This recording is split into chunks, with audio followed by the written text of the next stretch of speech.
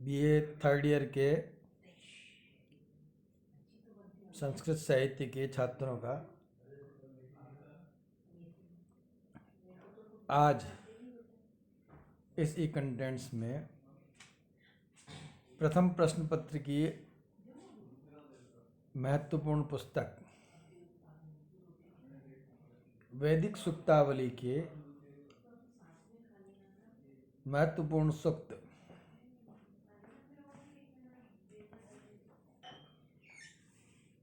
प्रजापति सूक्त अथवा हिरण्यगर्भ सूक्त के 7 और 8 नंबर के मंत्रों की व्याख्या का अध्ययन करेंगे। जैसा कि पूर्व में कहा गया कि किसी भी मंत्र को पढ़ने से पूर्व उसके ऋषि, देवता और छंद का नाम ज्ञात करना आवश्यक होता है। तो इस मंत्र के इन मंत्रों के ऋषि है हिरण्यगर्भ, देवता है प्रजापति और छंद है त्रिष्टुप। क्योंकि यह जैसा कि पहले बताया गया कि यह दार्शनिक सूक्त है, सृष्टि की उत्पत्ति से संबंधित प्रत्येक गतिविधि को अभिव्यक्त करने वाले मंत्रों का संकलन इसमें किया गया है। इसलिए दशम मंडल के महत्वपूर्ण सूक्तों में इसकी गणना की जाती है। अतः परीक्षा की दृष्टि से इनका महत्व अपरिमित है। छात्रगण पूरे मनोयोग से इसका अध्ययन करेंगे। मंत्र में बोल रहा हूँ, सबसे पहले आप ध्यान से सुने उसको। उच्चारण प्रक्रिया किस तरह से, क्योंकि मंत्र जो है उच्चारण से संबंधित है। ऋग्वेद का एक नाम है श्रुति, यानी जिसको सुना जाए, सुन करके याद करके फिर वापस आगे परंपरा से सुरक्षित किया जाए। तो ये मंत्र इस प्रकार है। 7वां, आपोह यद बृहतिर्विश्वमायन गर्भम ददाना जनयन्तिरग्निम ततो देवानां समवर्ततासुरेकः कस्मै देवाय हविषा विधेम। एक बार पुनः, आपोह यद बृहतिर्विश्वमायन गर्भम ददाना जनयन्तिरग्निम ततो देवानां समवर्ततासुरेकः कस्मै देवाय हविषा विधेम। इस मंत्र में 18 पद है। इन पदों को पदपाठ अथवा पद विभाजन के द्वारा ज्ञात किया जा सकता है। अतः सर्वप्रथम इस मंत्र का पद विभाजन या पद पाठ इस प्रकार है। आपः है यत् बृहतिः विश्वम आयन गर्भम दधाना जनयन्ति अग्निम ततः देवानां समवर्तत आसुः एकः कस्मै देवाय हविषा विधेम। एक बार पुनः पदपाठ इस प्रकार है। आपः है यत् बृहतिः विश्वम आयन गर्भम दधानाः जनयन्ति अग्निम ततः देवानां समवर्तत आसुः एकः कस्मै देवाय हविषा विधेम। इन पदों को सही क्रम में सुसंगत क्रम में जोड़ने पर अन्वय की प्राप्ति होती है, जो कि अभ्यास के द्वारा ही बोधगम्य है। अतः सर्वप्रथम इस मंत्र का अन्वय इस प्रकार है, यत् गर्भम दधानाः अग्निम जनयन्ति बृहतीः आपः है विश्वम आयन ततः देवानाम एकः असुः समवर्तत कस्मै देवाय हविषा विधेम। एक बार पुनः अन्वय इस प्रकार है, यत् गर्भम दधानाः अग्निम जनयन्ति बृहतीः आपः है विश्वम आयन ततः देवानाम एकः असुः समवर्तत कस्मै देवाय हविषा विधेम। इसका अर्थ इस प्रकार है,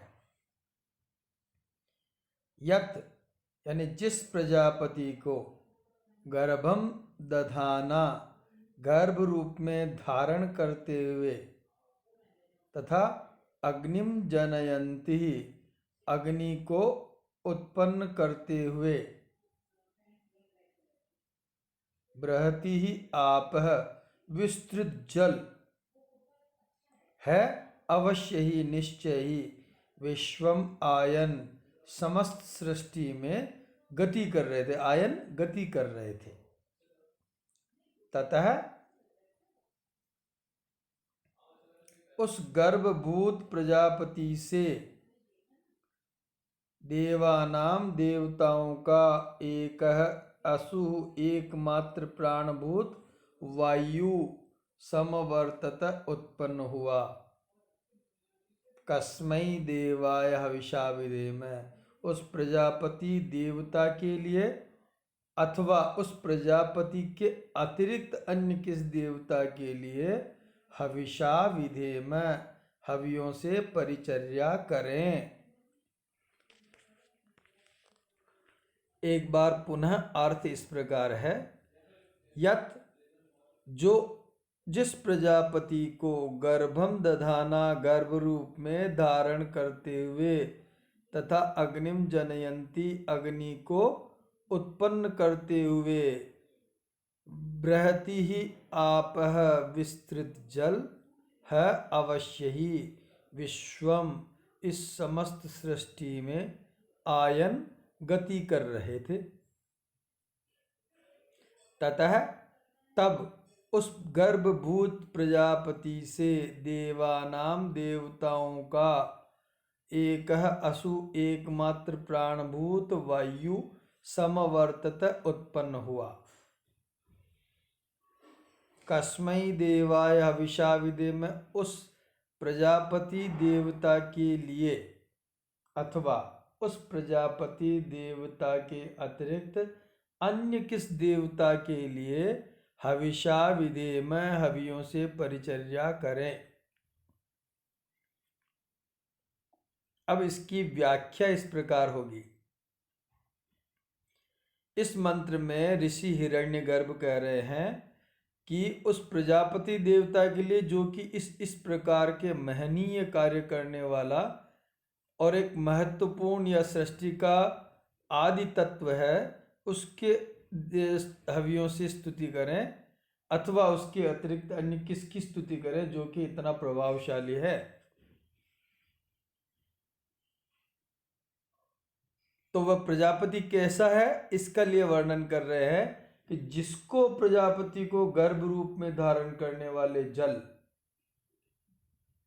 महान या विस्तृत जल, अथवा अग्नि को उत्पन्न करते हुए जो जल थे, महान जल थे। जल का मतलब यहाँ पर भौतिक जल या इस तरह का नहीं, जो पानी हम देखते हैं। जल का मतलब है सोम तत्व, जो कि चारों तरफ फैला हुआ था, वह अवश्य ही इस विश्व में या ब्रह्मांड में या सृष्टि के प्रारंभिक अवस्था में गति कर रहे थे। और उस जलों के गर्भ में दो वस्तुएं थी, एक तो प्रजापति थे और एक जो है जिसने अग्नि को उत्पन्न किया। प्रजापति को तो गर्भ में धारण किया महान जलों ने, और अग्नि को उत्पन्न किया। तो कहा भी गया है अग्नि सोमात्मकम जगत, अग्नि और सोम से यह जगत बना है। तो उस प्रजापति देवता ने सबसे पहले अग्नि से देवानाम यानी देवताओं का एकमात्र प्राण तत्व कौन है, वायु, उसको उत्पन्न किया। तो सृष्टि की अवस्था किस तरह से आगे बढ़ी कि सबसे पहले चारों तरफ जल ही जल था, उस जल से अग्नि उत्पन्न हुई और उस जल के गर्भ में प्रजापति देव था जिसने अग्नि को उत्पन्न करने की प्रक्रिया की। और उस अग्नि से देवताओं का एकमात्र प्राणभूत तत्व वायु उत्पन्न हुआ। इतने महनीय कार्य करने वाले प्रजापति देवता की हम उपासक जन हवियों से सेवा करें, परिचर्या करें, पूजा करें।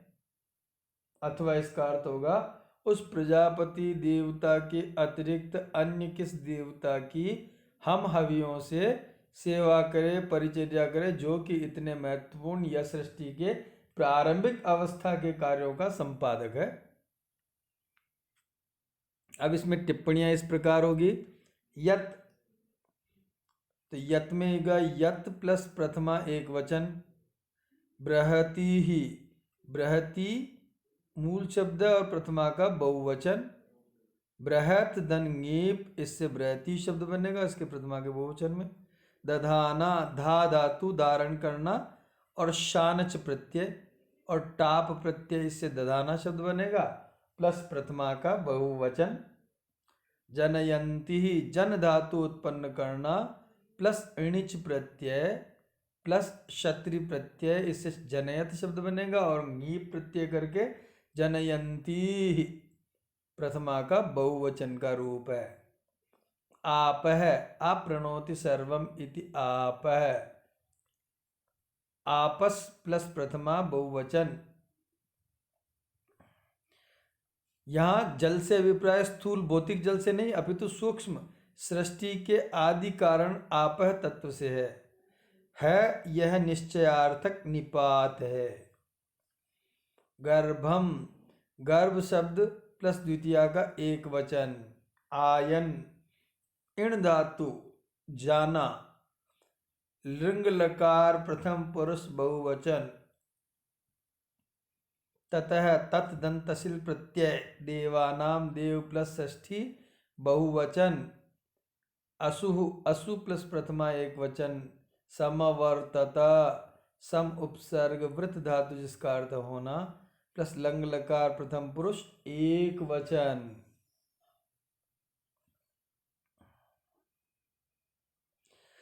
इसमें वही छंद है त्रिष्टुप छंद जिसका लक्षण हम पहले पढ़ चुके हैं कि 4 चरण होते हैं, प्रत्येक चरण में 11-11 वर्ण होते हैं, कुल 44 वर्ण होते हैं। यह त्रिष्टुप छंद का लक्षण हुआ। अब ये आगे का मंत्र 8वां, यश्चिद आपो महीना पर्यपश्यत दक्षम दधाना जनयन्ति यज्ञम यो देवेष्वधिदेव एक आसीत कस्मै देवाय हविषा विधेम। एक बार पुनः मंत्र इस प्रकार है, यश्चिदापो महीना पर्यपश्यत दक्षम दधाना जनयन्तिर्यज्ञम यो देवेष्वधिदेव एक आसीत कस्मै देवाय हविषा विधेम। इस मंत्र में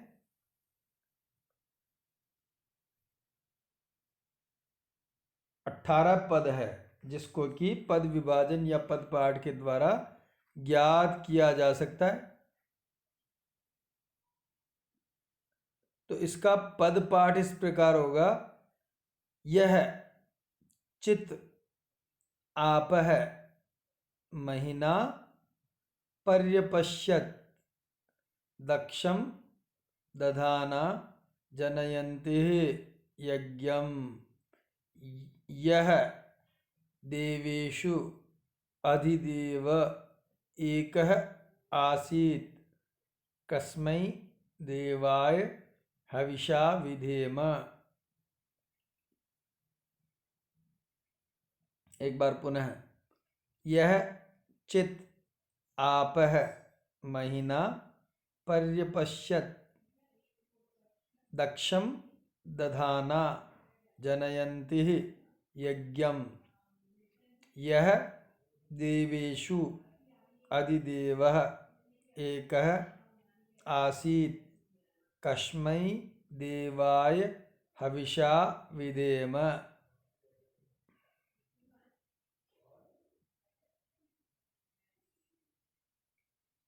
इसका अन्वय इस प्रकार होगा, यह चित यज्ञं जनयन्ति दक्षं दधाना आपः महीना पर्यपश्यत् यह देवेषु अधिदेव अधि एकः देवः आसीत् कस्मै देवाय हविषा विधेम। एक बार पुनः अन्वय इस प्रकार है, यह चित यज्ञं जनयन्ति दक्षं दधाना आपः महीना पर्यपश्यत् यह देवेषु अधि एकः देवः आसीत् कस्मै देवाय हविषा विधेम।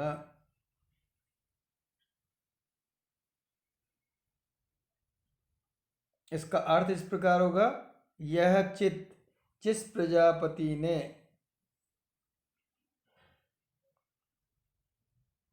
यज्ञम जनयंती सृष्टि उत्पत्ति रूपी यज्ञ को उत्पन्न करने वाले दक्षम दधाना तथा दक्ष प्रजापति को धारण करने वाले आपह जलों को महीना अपनी महिमा से पर्यपश्यत चारों ओर देखा।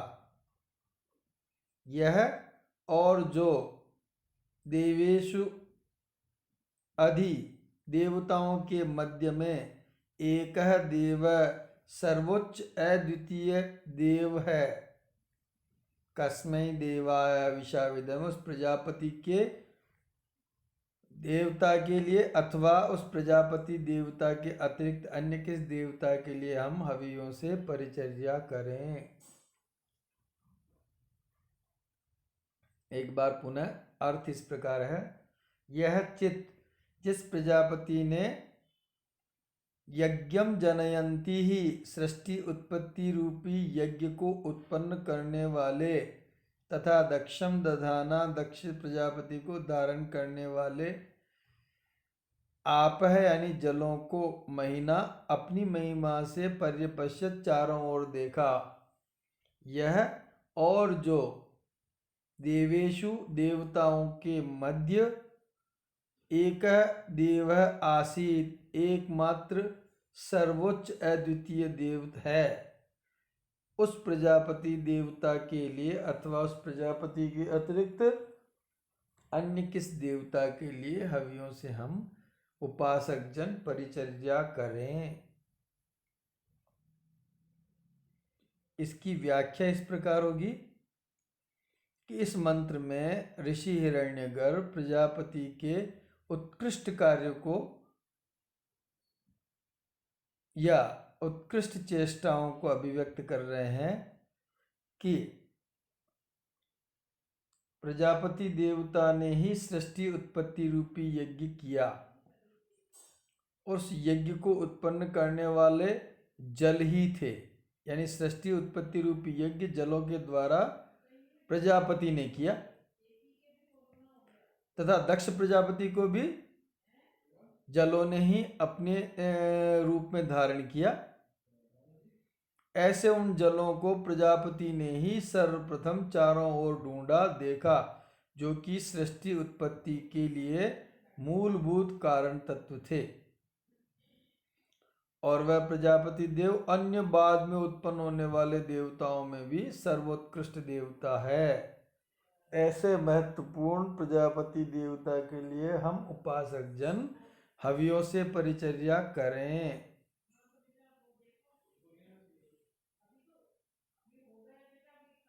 अथवा उनके अतिरिक्त अन्य किस देवता की हम हवियों से परिचर्या करें।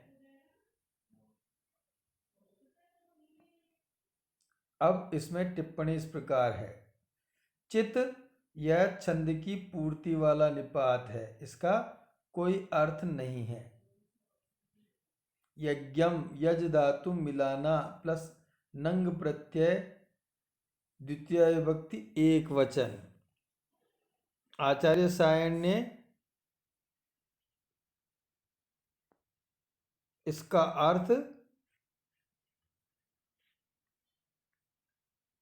यज्ञोपलक्षित विकार समूह किया है। दक्षम पुराणों में दक्ष प्रजापति का उल्लेख किया गया है। आचार्य सायण ने इसे वर्धिष्णु प्रजापति अर्थ किया है। महीना महिमना का वैदिक रूप है, यानी वेद में महीना शब्द बनता है लेकिन लौकिक संस्कृत में बनेगा महिमना। तो इसकी मूलभूत शब्द कौन है? महिमन प्लस तृतीया का एक वचन। पर्यपश्यत परि उपसर्ग दृश्य धातु लंग लकार प्रथम पुरुष एक वचन। देवेशु देव शब्द प्लस सप्तमी बहुवचन। अधि यह सर्वोच्च भाव को व्यक्त करने वाला निपात है या उपसर्ग है। आसीत अस धातु लंग लकार प्रथम पुरुष एक वचन। इसमें छंद वही है त्रिष्टुप छंद।